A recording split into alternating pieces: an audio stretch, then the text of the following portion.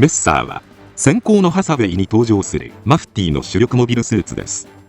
先行のハサウェイに登場するモビルスーツは何度かデザインのリファインが行われていますが、本機も媒体によって複数のデザインが存在しています。今回はそんなメッサーについて解説させていただきます。まず小説版先行のハサウェイにおける ME02R メッサーのデザインは、同作のメカニックデザインを担当した森木康弘によって描かれました。ジオン軍の設計思想を反映した重装甲モビルスーツながら、各部に連邦系モビルスーツの特徴も取り入れられており、どこかスタイリッシュでダークヒーロー感があるデザインが特徴的です。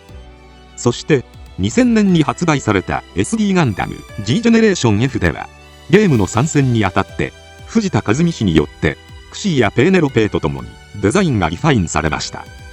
ただグスタフ・カールはゲーム版で重装甲モビルスーツへと大幅にデザインが変更されましたが、本機は全体的なイメージはあまり変わっていません。しかし各部は細かく変化しており、頭部はバルカンの位置がやや後方寄りに変更された上で大型化、襟周りの排気ダクトが廃止され、エアインテークや剣部装甲の形状も変更されています。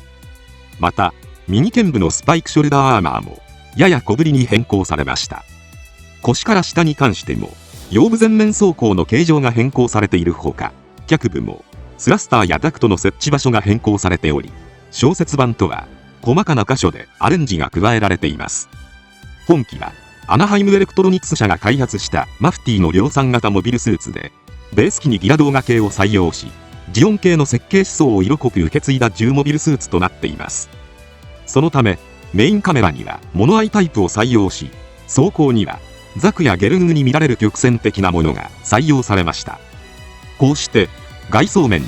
徹底的な手が加えられたのは、マフティとアナハイムエレクトロニクス社の関係を秘匿するための配慮があったためとされています。さらにコックピットのコンソールもジオン系の円形ディスプレイを継承しているなど、各部にジオン系モビルスーツの特徴が見受けられます。ただし胸部のエアインテークのように一部に連邦系モビルスーツに採用されている構造的な特徴も見られます。本機は重モビルスーツに分類されますが、機動性は高く、脚部のメインスラスターからもたらされる大推力で連邦のグスタフ・カールにも負けない性能を誇ります。ちなみに本機は物語の内容からほぼ地上で運用されていますが、実際は宇宙でも運用できる汎用機となっており、剣部には宇宙空間での起動バーニアとして使用できるアポジモーターが設置されています。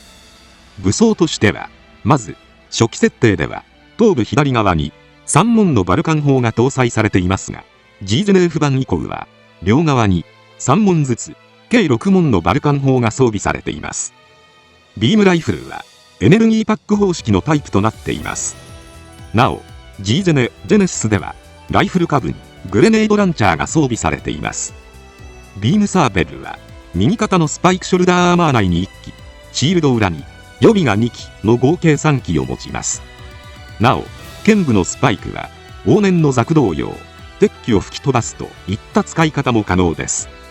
また左腕部のシールドはウェポンラックも兼ねているため、裏側にはビームサーベル以外にも各種武器が格納できるようになっています。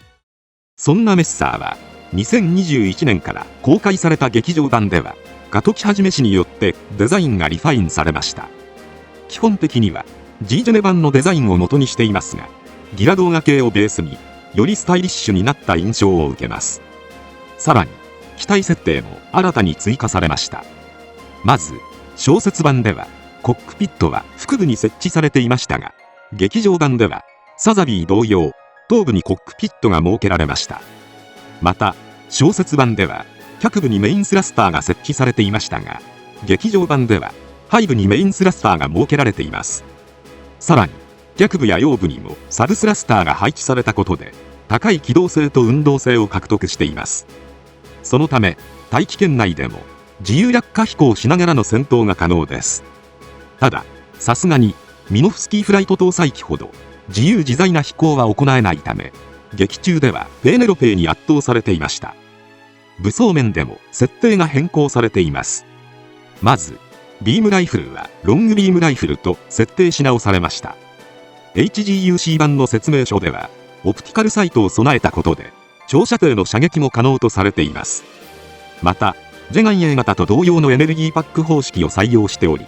バレルの下部に2本並列で取り付ける方式となっています。なお、ビームサーベルもジェガン A 型と同タイプのものとされています。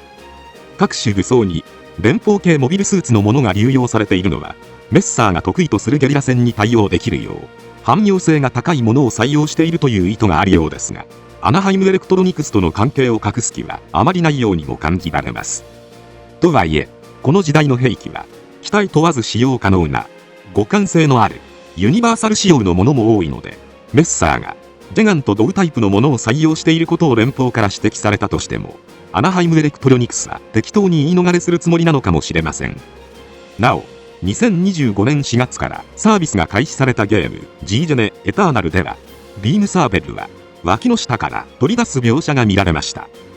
劇場版メッサーのビームサーベルの収納場所もいつか変更されるかもしれません。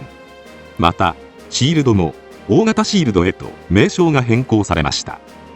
ビーム兵器に対して高い防御力を誇るシールドで、原作同様ウェポンラックとして機能することに加えて、内部に2門の36ミリファランクスを内蔵しています。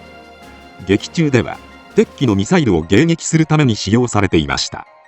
一応小説版やゲーム版のシールドにも同じ2つの穴が設けられていますが、こちらに関する言及がなかったため、劇場版でのリファインにあたってファランクスとして設定されたのかもしれません。メッサーは劇場版でリファインされた際、バリエーション機が追加されました。まずメッサー F 型ネイキッドについてです。こちらはショルダースパイクやシールド、背部のスラスターなどのオプションを一切装備していない素の状態です。映画では独特なカラーリングの指揮官機仕様が登場しました。背部にはメインスラスターが装備されていないため、ギラズールのものに酷似したランドセルがむき出しになっています。指揮官機は頭部に指揮官用アンテナがついていて、通信機能が強化されています。これは映画内で描かれていないクシー受領前のハサウェイが乗っていた機体の武装なし形態となります。なお、ガンプラでは ME02RFC メッサー F02 型指揮官機が発売されており、ネイキッド指揮官機に各種武装が追加された仕様となっています。劇中ではクシーガンダムを空中受領するためにハサウェイとエメラルダが登場。衛星軌道上でクシーが搭載されたカーゴピサとランデブーし、ハサウェイをカーゴへ移乗させました。その後、ハサウェイの愛機がクシーガンダムとなったため、機体はエメラルダに譲られます。仲間からは指揮官カラーが施されているため、真っ先に狙われると忠告されていましたが、エメラルダは全く意に介していませんでした。次に、ネイキッドにバックパック、スパイクショルダーアーマー、コウコウドロケットブースターを装着したのが ME02RF01 メッサー F01 型となります。主にガウマンなどのマフティーの戦闘要員が登場するのがこの F01 型で、リアスカートにコウコウドからの自由落下をする際にエアブレーキや姿勢制御を行うベクタードテールスタビライザーを装備しているのが特徴的です。劇中のダダオ戦でスタビライザーによるエアブレーキを生かしてグスタフカール相手に空中戦闘を行う姿が印象的です。しかし背部メインスラスターを破損して地上に落下。その後グスタフカールに囲まれ、背部から機体をサーベルで貫かれたことで機能を停止しています。続いて ME02RF02 メッサー F02 型です。映画内ではどこで登場したのか非常に分かりにくいこの機体、ガウマンがダバオを襲撃した際にもう一つのギャルセゾンから飛び立ったゴルフとフェンサーが乗っていました。 F02 型は F01 型の脚部にリフティングフレアを追加装備した形態となります。 F01 型と比べると地上でのホバー走行継続時間が向上。なお、ベクタードテールスタビライザーに爆撃用のマインレイヤーユニットを装備することが可能で、ゴルフとフェンサーはこのマインレイヤーを使ってダバオへの攻撃を行っていました。なお、ハサウェイはディギと共に市街地で逃げ惑う中、メッサーを見てガウマンかと言っていますが、これは F01 型がガウマンの機体しかないことを知っているが故に出た発言だと思われます。また劇場版公開とともに連載開始されたコミックス版では小説版、ゲーム版、劇場版のどれとも違うデザインをしたメッサーが登場しています。これについて作者である寂しうろあき氏は、デザインが小説とゲーム版の2バージョンあったため、片方だけなんてもったいないという精神から、劇場版も参考にしながら、小説版とゲーム版を合体させたようなデザインにされたようです。胴体のダクト周り、右肩のスパイクアーマー、脚部の形状は小説より、それ以外の箇所はゲームや劇場版に近い印象を受けます。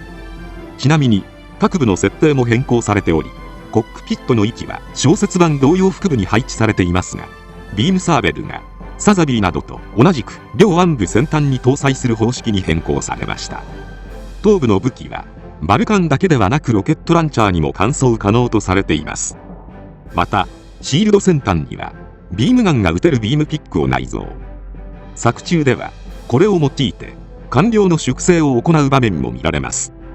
こうして劇場版公開にあたって様々なバリエーションが登場したメッサーですが、2025年12月18日に公開された閃光のハサウェイ・キルケーの魔女の本予告では、既存の劇場版メッサーとは異なるデザインの機体が登場しました。わかりやすいのが胸部上の黄色いダクト部分でしょうか。